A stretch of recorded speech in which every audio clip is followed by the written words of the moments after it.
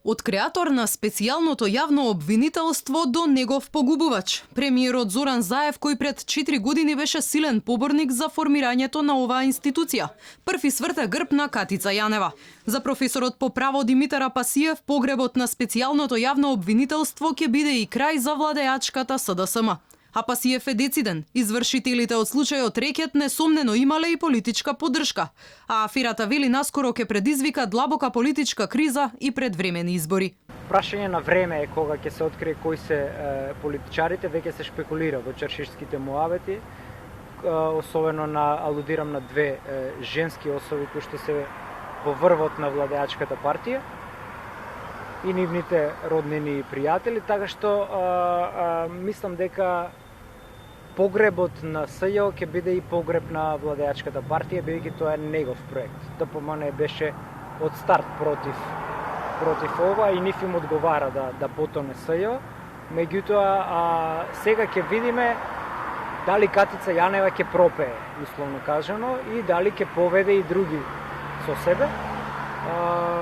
И ќе видиме со што таа располага, ќе ги видиме низините искази и тек допрва почнува размотувањето на клопчето. Според Апасиев, се уште е нејасно по чија пријава делуваат јавните обвинители од организиран криминал.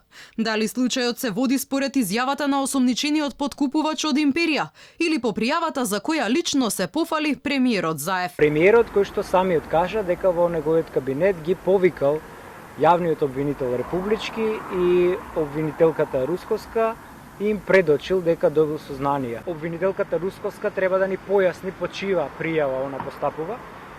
Според моје лично мислење, оваа афера немаше да дојде до Катица Јанева, бидејќи има јак грб на западни дипломати кои што ја штитат, да не излезеа снимките во италијанскиот весник, кој што и сега симптоматично е, барем според мене како професор по право, е кога еден обвинител кој ги имал снимките 40 дена предходно, зошто оставил 40 дена да се уништуваат докази, да се форматираат компјутери, да се влие врз сведоци, да се преименуваат управители на фирми. Инаку специјалното јавно обвинителство се формираше на 15 септември 2015 година, а потребата за негова работа се наметна со објавувањето на разговорите од незаконското следење на комуникациите.